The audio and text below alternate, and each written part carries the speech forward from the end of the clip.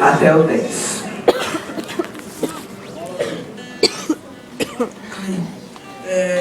Moisés pastoreava o rebanho do seu sogro Jetro, que era sacerdote de Midian.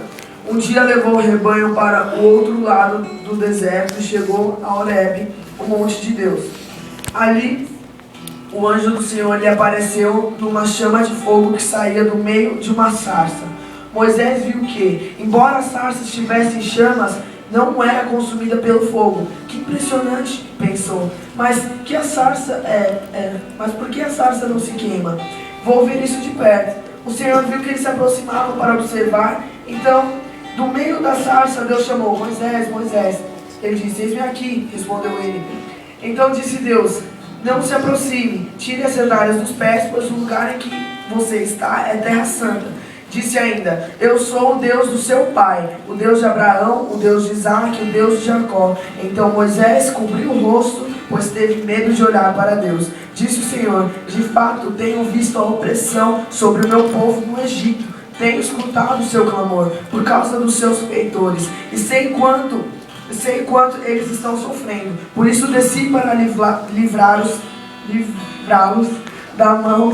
das mãos dos egípcios e tirá-los daqui para uma terra boa e vasta, onde manam leite e mel, a terra dos cananeus, dos hititas, dos amorreus, dos fariseus, dos ferezeus, dos heveus e dos hebreus. Pois agora o clamor dos jebuseus,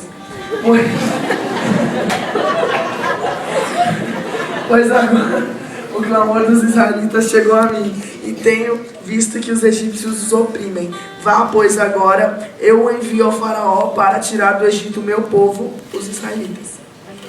Glória a Deus, glória a Deus. Fala no Senhor, para te falar.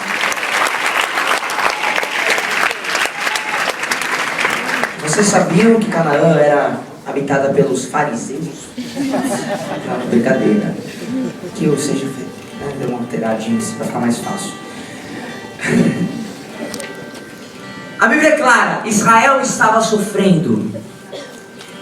E eu já quero puxar para uma aplicação. A nossa geração está sofrendo. Israel estava sofrendo na situação de Moisés. E na nossa situação, Israel estava... Na nossa situação, a nossa geração está sofrendo. Você tem noção disso? É que a gente é egoísta, sabe? A gente não se importa tanto com a dor dos outros. O Senhor hoje vai colocar aqui, o Senhor hoje vai derramar aqui uma unção de compaixão. A mesma compaixão que Jesus teve quando Ele não negou a morte de cruz, vai ser derramada sobre nós aqui hoje. Porque sem isso, meu irmão, tudo que nós estamos fazendo até hoje, de novo, é vaidade. Então o que estava acontecendo é que Israel estava sofrendo. Jacó mudou com a sua família anos e anos antes, numa posição de honra para o Egito, na época de José. Jacó, que é o antepassado dos israelitas, para aqueles que ainda não sabem, com 70 ele desceu para lá e chegou numa situação de honra. O faraó falando: olha, José, dá do melhor do Egito para o teu pai. E o tempo foi passando. Outros faraós foram entrando, outros reis foram entrando, e eles viraram intrusos na terra.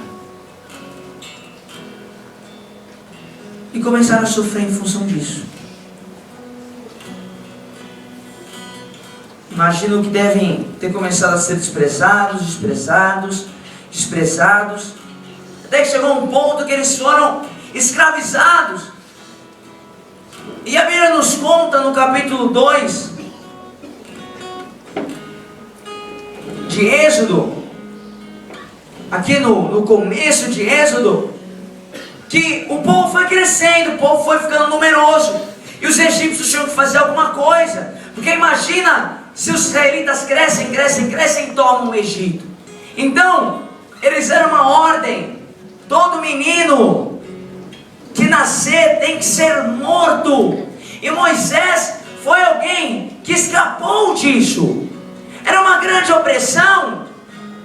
Moisés escapou. Da mesma forma nós escapamos de sofrer.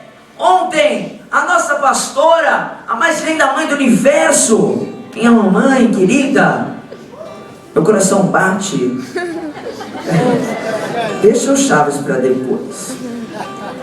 Como ela muito bem disse, nós vamos ser uma geração que não vai passar por dor.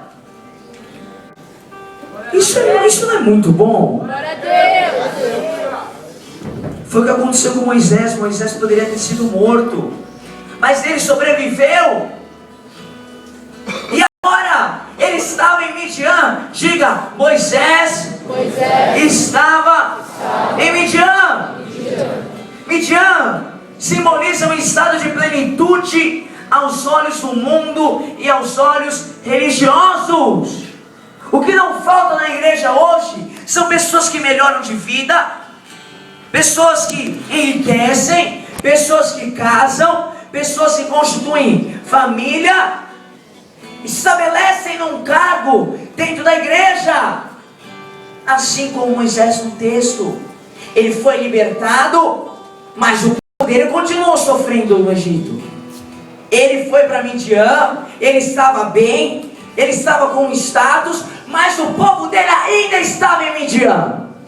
Ou melhor, no Egito, enquanto ele estava em Midian. Entretanto,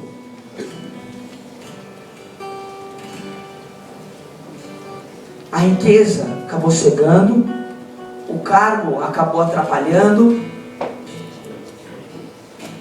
que essas pessoas enxergassem que bilhões, eu não estou falando de uma, não estou falando de duas, estou falando que se você pegar 1 bilhão de pessoas, está falando de 6 bilhões, se a gente pegar 1 bilhão de pessoas e tentar enfiar aqui, isso aqui teria que ter sei lá quantos andares, isso com todo mundo abraçadinho no teto, um em cima do outro. Você tem noção do que é isso? Você acha que tem muita gente aqui? Eu não acho. Eu acho que os nossos congressos vão começar sem estágio. Tem que ser assim. Não, pode aplaudir a Deus.